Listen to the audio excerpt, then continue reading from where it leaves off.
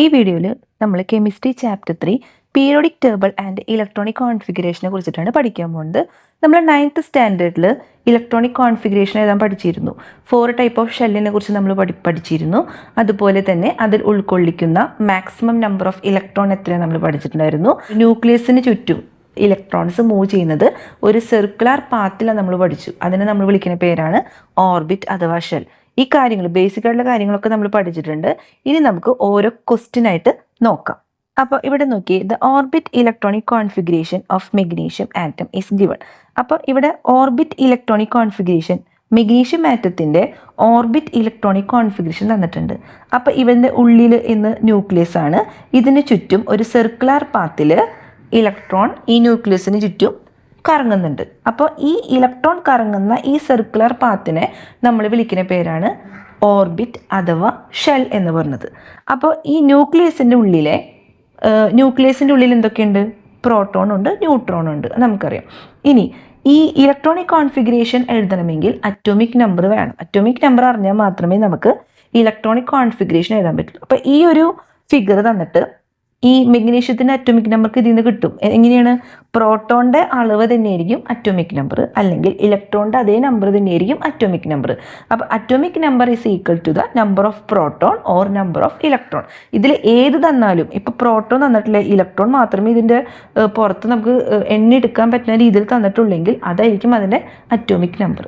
അപ്പോൾ മെഗ്നീഷ്യത്തിൻ്റെ atomic number എന്ന് പറഞ്ഞത് 12 ആണ്. അത് നമുക്ക് കിട്ടി. ഇനി 4 ടൈപ്പ് ഓഫ് ഷെല്ലുണ്ട് നമുക്കറിയാം. എന്തൊക്കെയാണ്? ഒന്ന് K, L, M, N. 4 type of ഷെല്ലുണ്ട്. ഇതിൽ ഉൾക്കൊള്ളുന്ന മാക്സിമം നമ്പർ ഓഫ് ഇലക്ട്രോൺ ഏതൊക്കെയാണ്? 2. K ഷെല്ലിൽ ഉൾക്കൊള്ളുന്നത് 2 ഇലക്ട്രോൺ ആണ്. Lലാണെങ്കിൽ 8, Mലാണെങ്കിൽ 18, Nലാണെങ്കിൽ 32. അപ്പോൾ ഇങ്ങനെ പഠിച്ചു വെച്ചു. KLMN 2, 8, 18, 32.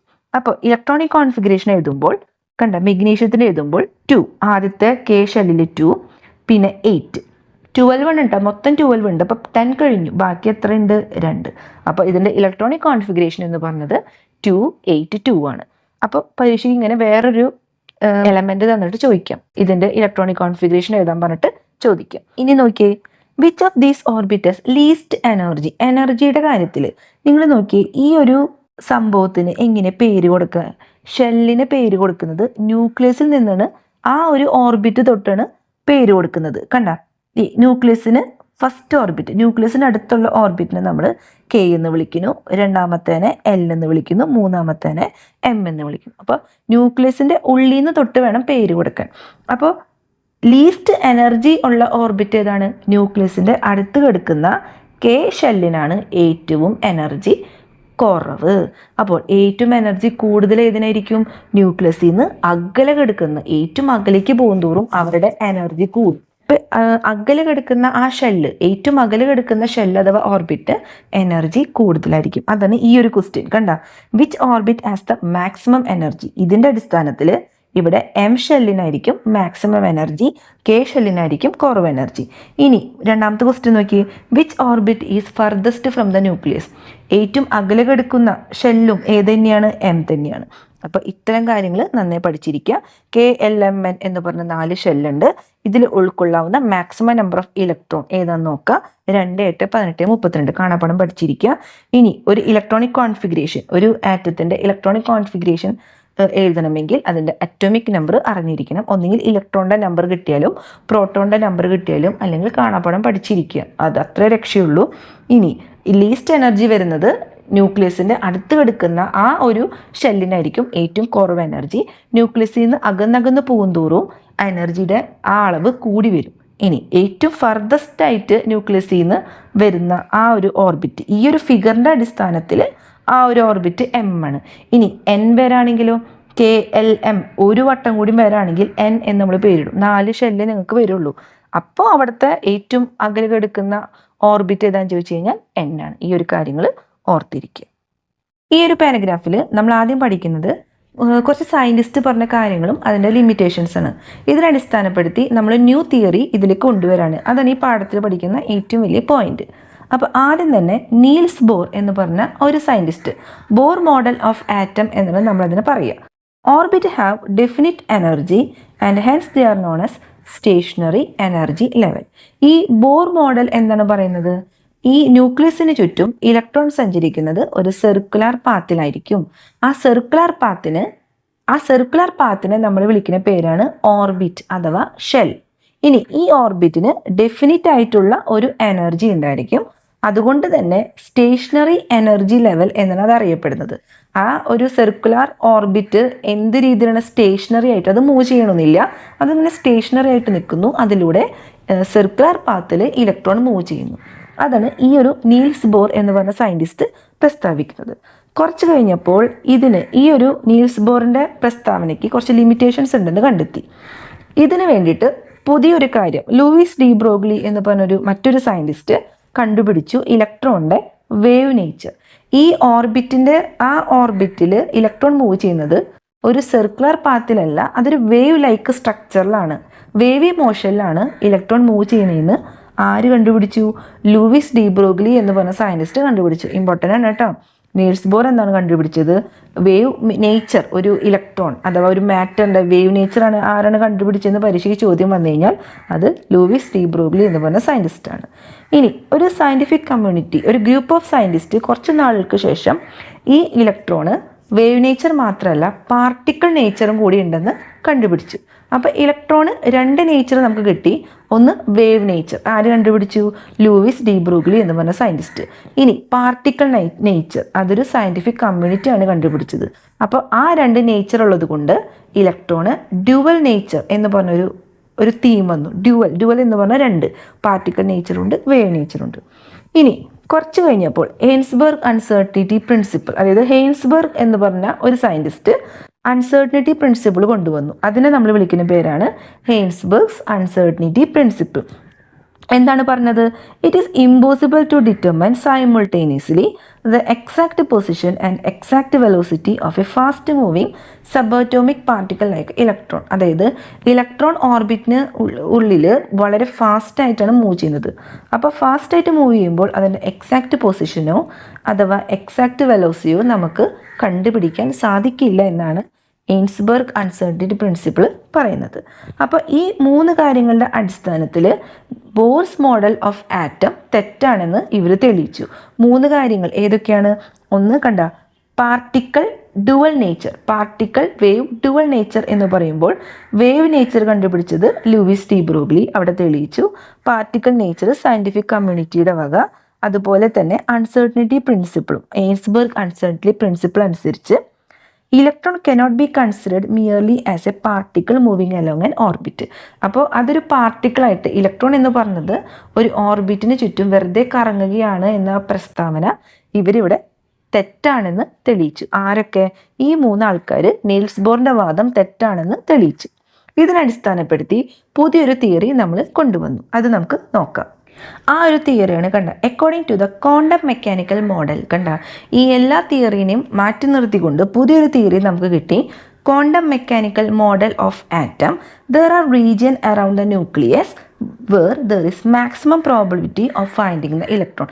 അതായത് നമുക്ക് ഇലക്ട്രോണെ കാണണമെങ്കിൽ എന്തിനു ചുറ്റും നോക്കണം? ന്യൂക്ലിയസിൻ്റെ ചുറ്റും നോക്കണം. ന്യൂക്ലിയസിൻ്റെ ചുറ്റുമുള്ള ആ ഒരു റീജിയനിലാണ് നമുക്ക് മാക്സിമം നമ്പർ ഓഫ് ഇലക്ട്രോണെ കണ്ടുപിടിക്കാൻ അല്ലെങ്കിൽ കണ്ടുകിട്ടാനുള്ള പ്രോബബിലിറ്റി. സൂര്യൻ ഉദിക്കുന്ന ദിക്ക് ഏതാണ്? കിഴക്ക്. അങ്ങനെയല്ല, എവിടെയാണോ സൂര്യൻ ഉദിക്കുന്നത് അതാണ് കിഴക്ക്. അതേപോലെ തന്നെ എവിടെയാണോ ഇലക്ട്രോണെ കണ്ട് എത്തുന്നത് ആ ഒരു സ്ഥലത്തിനെയാണ് നമ്മൾ ഓർബിറ്റ് എന്ന് വിളിക്കുന്നത്. നമ്മൾ പറഞ്ഞു ഓർബിറ്റിലാണ് ഇലക്ട്രോൺ കറങ്ങുന്നതെന്ന്. അങ്ങനെയല്ല, എവിടെയാണോ ഇലക്ട്രോണെ മാക്സിമം നമുക്ക് കണ്ടുപിടിക്കാൻ കഴിയുന്നത് ആ ഒരു സ്ഥലത്തിനെയാണ് നമ്മൾ ഓർബിറ്റ് എന്ന് വിളിക്കുന്നത്. ഓർബിറ്റ് എവിടെ കാണാം? ന്യൂക്ലിയസിന് ചുറ്റും. അപ്പോൾ 4 തരം ഓർബിറ്റ് ഉണ്ടെന്ന് പറഞ്ഞു. ഇലക്ട്രോൺ എത്ര ഓർബിറ്റിൽ എത്ര ഇലക്ട്രോൺ ആണ് മാക്സിമം ഉൾക്കൊള്ളുന്നത് നമ്മൾ പറഞ്ഞു. കുറച്ച് പ്രിൻസിപ്പിൾ പറഞ്ഞു. അവസാനം നമ്മൾ പഠിച്ച തിയറിയാണ് quantum mechanical model of atom. ഇതൊക്കെ പരീക്ഷയ്ക്ക് വരും കേട്ടോ. ഇപ്പോൾ പറഞ്ഞത് തന്നെയാണ് അടുത്തൊരു പാരഗ്രാഫിൽ നമ്മൾ പറയുന്നത്. The region around the nucleus where there is maximum probability of finding the electron. അതായത് ന്യൂക്ലിയസിന് ചുറ്റും ഉള്ള ആ ഒരു റീജിയനിൽ നമുക്ക് മാക്സിമം പ്രോബിലിറ്റി എന്തിനു വേണ്ടിയിട്ടുള്ളത്? ഈ ഒരു ഇലക്ട്രോണെ കണ്ടെത്താനുള്ള മാക്സിമം പ്രോബിലിറ്റി കിട്ടുന്ന ആ ഒരു റീജിയനെ നമ്മൾ വിളിക്കുന്ന പേരാണ് ഓർബിറ്റൽസ്.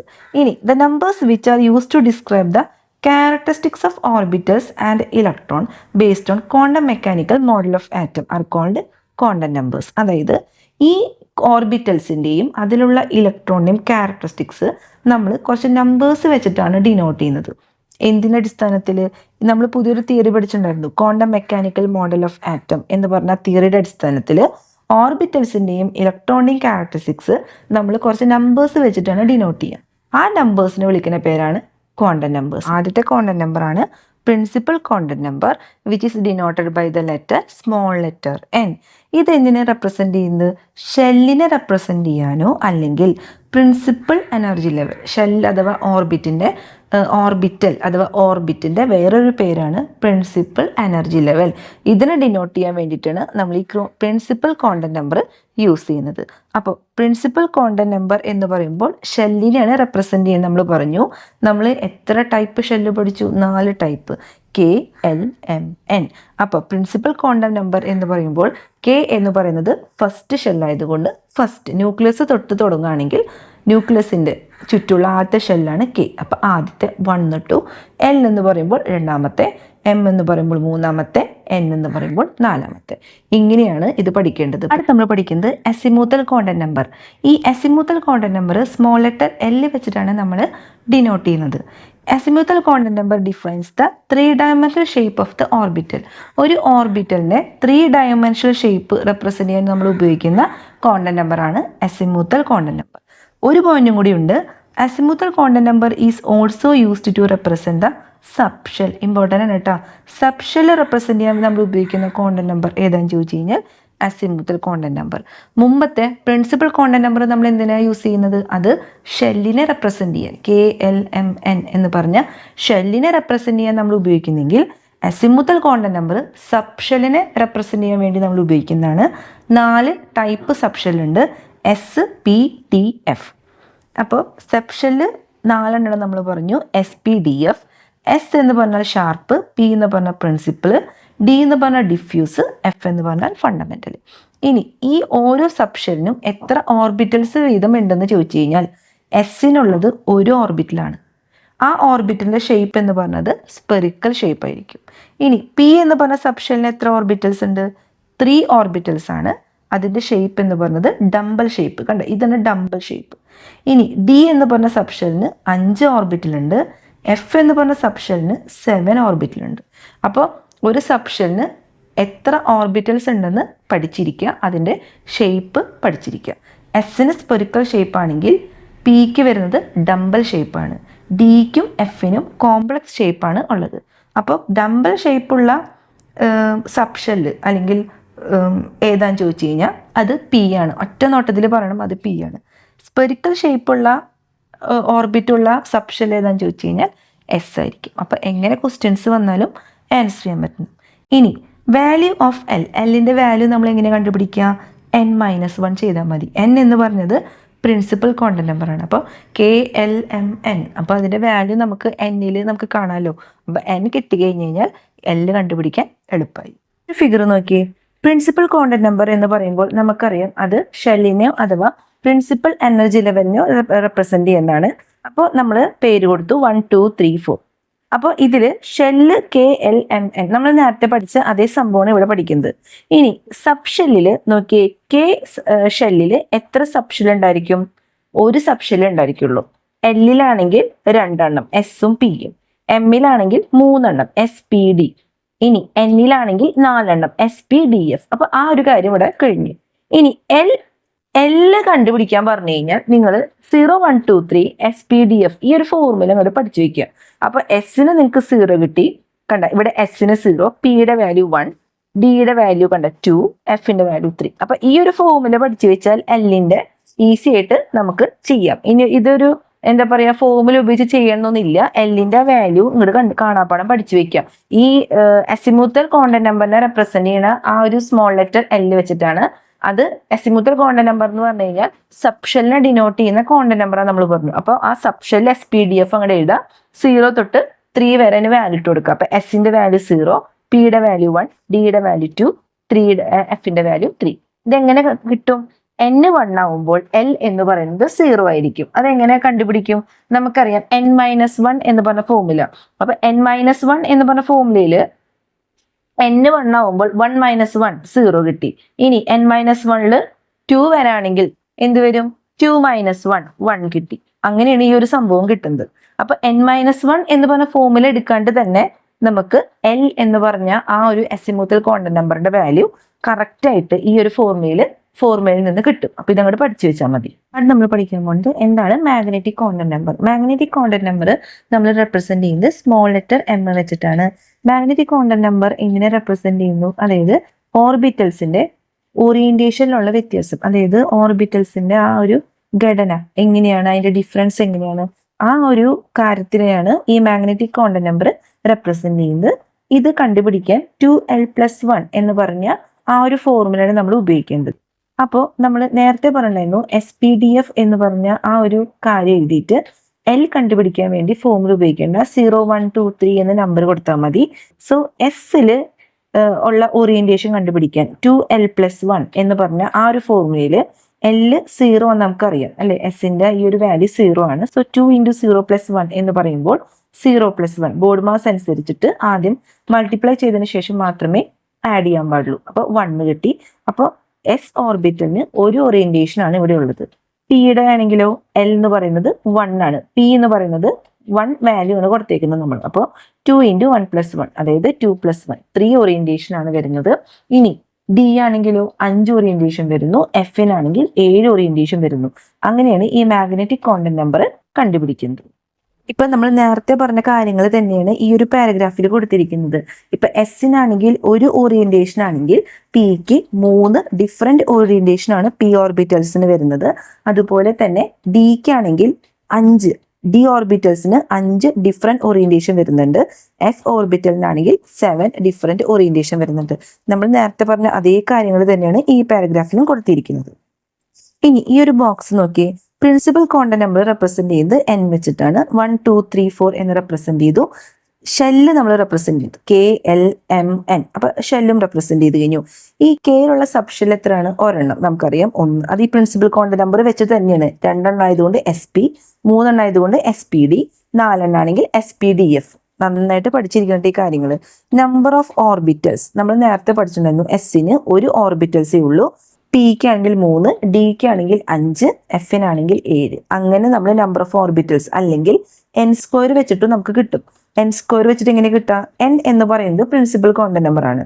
അപ്പോൾ കെ ഷെല്ലില് 1 ആണ് അതിന്റെ വാല്യൂ എങ്കിൽ 1² ആവുമ്പോൾ 1. കണ്ട ടോട്ടൽ നമ്പർ ഓഫ് ഓർബിറ്റൽസ് കണ്ടുപിടിക്കാൻ കണ്ട 1 കിട്ടി.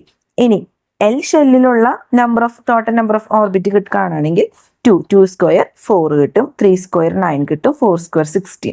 അങ്ങനെയും നമുക്ക് ടോട്ടൽ നമ്പർ ഓഫ് ഓർബിറ്റൽസ് കണ്ടുപിടിക്കാം.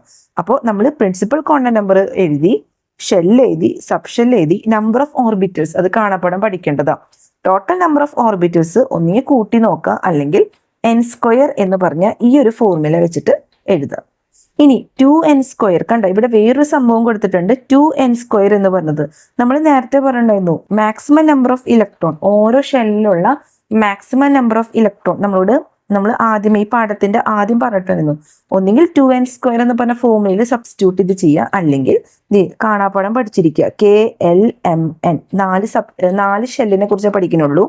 2 8 18 32 അതാണ് മാക്സിമം നമ്പർ ഓഫ് ഇലക്ട്രോൺ.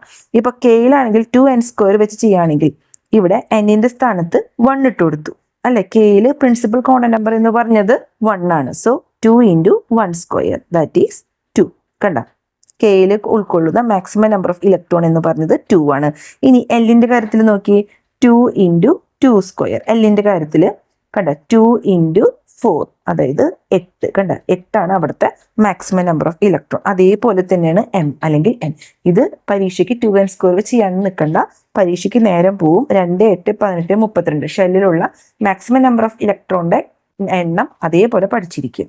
ഈ ഒരു ബോക്സ് വളരെ ഇമ്പോർട്ടന്റ് ആണ് കേട്ടോ. പ്രിൻസിപ്പൽ ക്വാണ്ടം നമ്പർ നമ്മൾ സ്മോൾ ലെറ്റർ n വെച്ചിട്ടാണ് റെപ്രസെന്റ് ചെയ്യാൻ നമ്മൾ പറഞ്ഞു. അപ്പോൾ അത് റെപ്രസെന്റ് ചെയ്യുന്നത് ഷെല്ലിനെയാണ്. അപ്പോൾ ഷെല്ല് നമ്മൾ എഴുതി KLMN. 4 ഷെല്ലാണുള്ളത്, അതിന് പേര് കൊടുത്തു 1 2 3 4 പ്രിൻസിപ്പൽ ക്വാണ്ടം നമ്പർ നമ്മൾ എഴുതി.